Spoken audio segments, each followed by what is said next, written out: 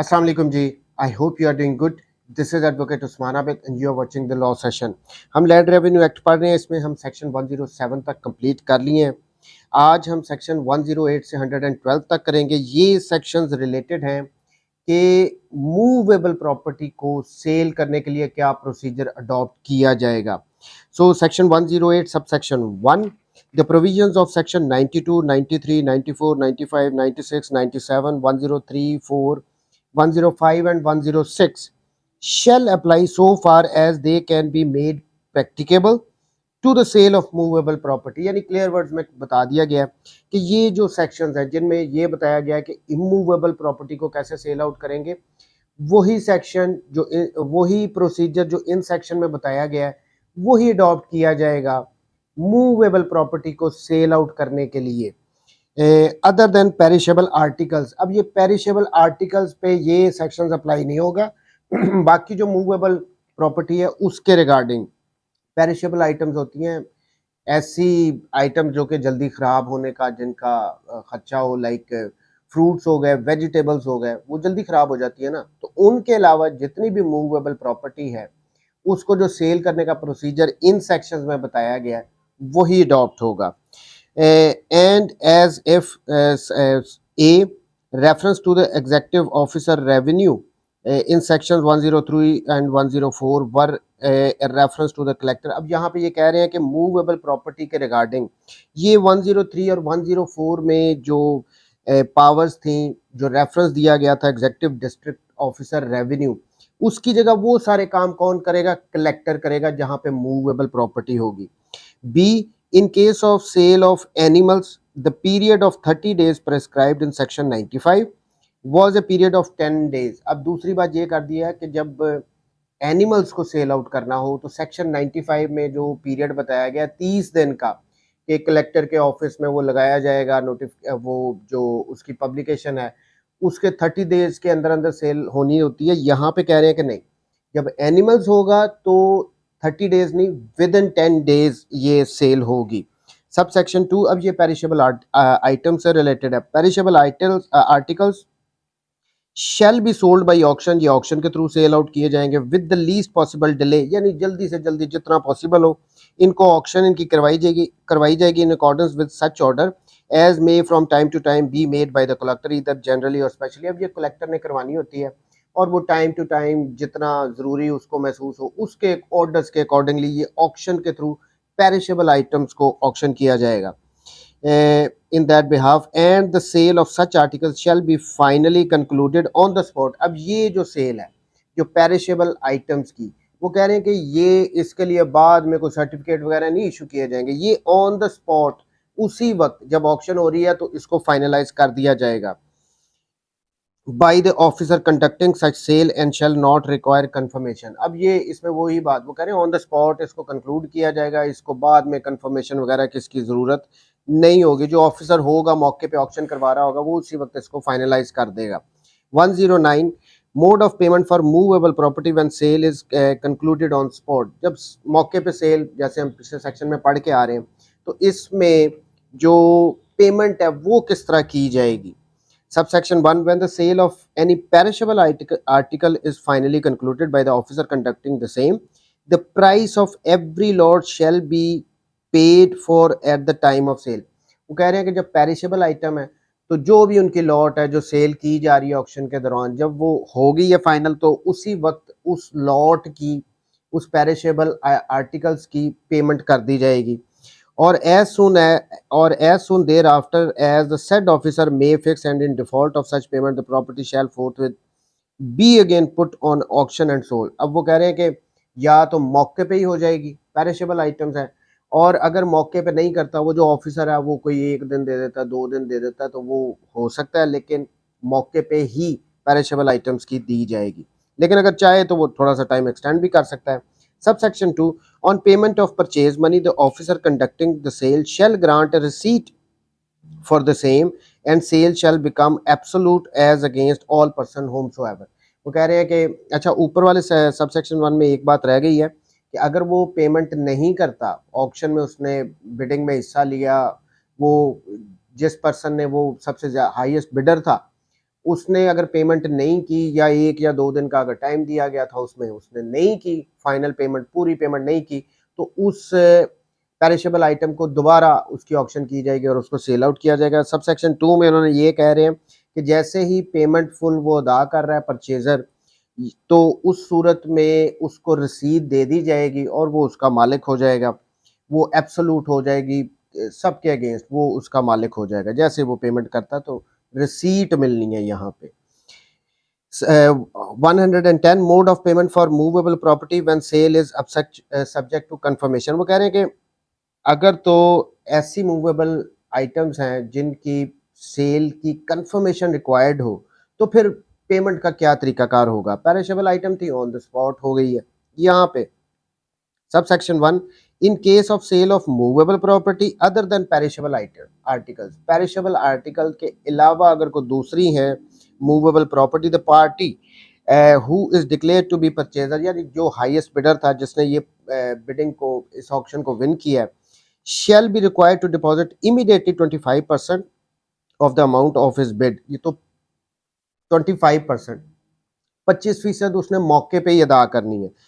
And in default of such deposit the property shall forthwith, और अगर वो नहीं अदा करता तो फिर जैसे ही पेरिशेबल आर्टिकल्स के अलावा कोई दूसरी मूवेबल प्रॉपर्टी है जो हाईएस्ट बिडर है जिसने विन किया है, वो मौके पे ही 25% उसके पे करेगा, और अगर वो नहीं करता तो फिर दोबारा इसको ऑक्शन किया जाएगा। Sub section 2, the full payment purchase money shall be paid by the purchaser before the close of 7th day after he is informed on the sale having been confirmed. और ये अब यहाँ पे पहले था, वहाँ पे आई थिंक 30 डेज था इमूवेबल प्रॉपर्टी में, यहाँ पे 7 दिन का टाइम दे रहे हैं movable property other than perishable articles के विन किया, 25% पे किया, उसके बाद rest of the money with in 7 days उसने पे करनी है फुल पेमेंट, जब उसको कंफर्म कर दिया जाएगा। और if the set day be a Friday or other holiday then the before close up, अगर तो वो 7वां दिन जो है वो फ्राइडे बन रहा है या कोई हॉलीडे है, तो फिर जो उससे नेक्स्ट वर्किंग डे होगा वो कंसिडर किया जाएगा। On receipt of full payment to purchase money the purchaser shall be granted a receipt for sale and sale shall become absolute as against all person whomsoever. तो जैसे ही वो full payment करेगा उसके बाद तो वो एब्सोल्यूट हो जाएगी, उसको उसकी रिसीट भी दी जाएगी। 111 के प्रोसीड ऑफ सेल, ये जो ऑक्शन के थ्रू मूवेबल प्रॉपर्टी सेल की गई है उससे जो परचेज मनी जो सारा उससे पेमेंट रिसीव हुई है, उसको आगे फर्दर क्या उसका किया जाएगा, ये सेक्शन 111 में बताया गया। Sub section 1, when any sale of movable property under this chapter has become absolute, वो एब्सोल्यूट हो गई है, फाइनल हो गई है। और when sale of immovable property has been confirmed, या फिर इमूवेबल प्रॉपर्टी थी उसकी सेल को कंफर्म कर दिया गया, this proceed of sale shall be apply to the in the first place to the payment of arrears. पहला जो बकाया जात थे लैंड रेवेन्यू के, उसके लिए उसको पे अदा किए जाएंगे, including cost incurred for the recovery thereof, और साथ ही जो भी उस एरियर को रिकवर करने के लिए अगर कोई एक्सपेंसेस वगैरह हुए हैं वो, और जो लैंड रेवेन्यू का बकाया जाते हैं सबसे पहले तो वो अदा किए जाएंगे गवर्नमेंट को, due to government from the defaulter at the date of the confirmation of the sale, whether the areas are land revenue, चाहे वो एरियर थे वो लैंड रेवेन्यू थे, और the sums recoverable as arrears of land revenue. अब ये दो बातें हैं, देखें, या तो एरियर्स ऑफ लैंड रेवेन्यू थे जो लैंड रेवेन्यू उस डिफॉल्टर के ड्यू था, उसने पे करना था, वो पे नहीं की, तो वो हो गए एरियर ऑफ लैंड रेवेन्यू। दूसरी बात कह रहे हैं of sums recoverable as arrears of land revenue. बहुत जगह पे हमने ये पढ़ेंगे, हम सीपीसी में भी पढ़ते हैं कि अगर कोई फाइन नहीं पे करता या ये नहीं करता वो कॉस्ट कोई, तो उस सूरत में जो फाइन होगा या कॉस्ट होगा उसको रिकवर किया जाएगा as arrears of the land revenue, यानी उनको ऐसे वसूल किया जाएगा जैसे लैंड रेवेन्यू के बकाया जात को वसूल किया जा रहा है। तो यहाँ पे यही कह रहे हैं कि जो प्रोसीड होंगी जो सेल मनी हुई है, सबसे पहले तो जो बकाया जात हैं लैंड रेवेन्यू के वो अदा किए जाएंगे, उसकी कॉस्ट, या जो कोई भी रकम रिकवर करनी थी as arrear of land revenue वो रिकवर की जाएगी। एंड द सरप्लस, और उसके बाद अगर कुछ बच जाता है ये अदा करने के बाद, if any, shall be paid to the person whose property has been sold, or if the property sold was owned by more than one person, then the owners either collectively or according to the amount of their recorded interest as the collector thinks fit।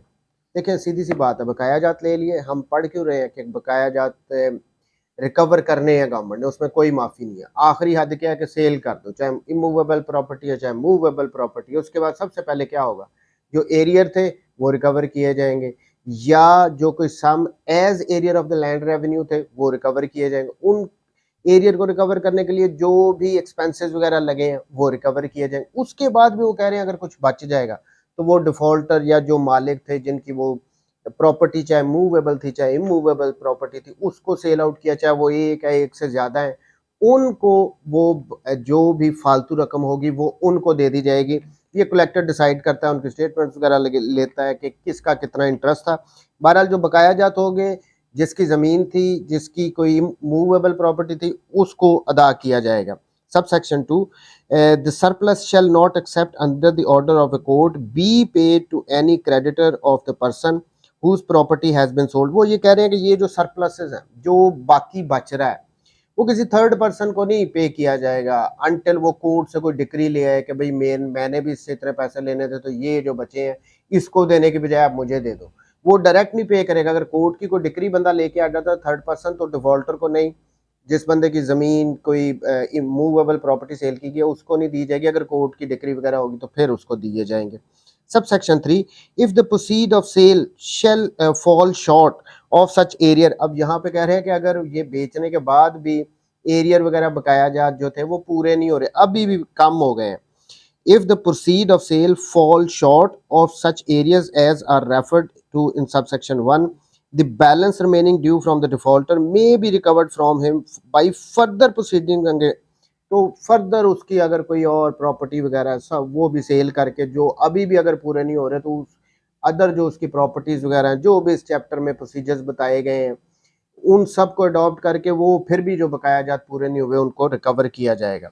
112, claims to attach movable और immovable property, how to be disposed of. उनसे related जितने भी claims हैं अब उनका क्या करना है।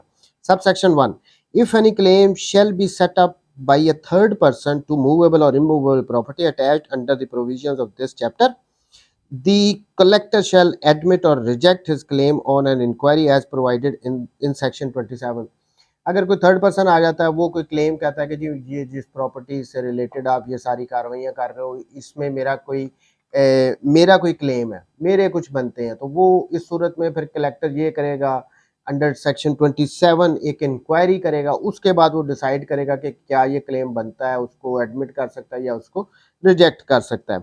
Subsection 2, if the claim be admitted Holi और पार्टली, अगर उस क्लेम को एडमिट किया जा रहा है जो थर्ड पर्सन आके कर रहा है, चाहे उसको पूरे क्लेम को माना जा रहा है या उसका कोई एक पार्ट को माना जा रहा है, the property shall be dealt with accordingly and except in so far as it is admitted, the property shall be sold and the title of the purchaser shall be good for all purposes and the proceeds shall be disposed of in accordance with the provisions of section 111।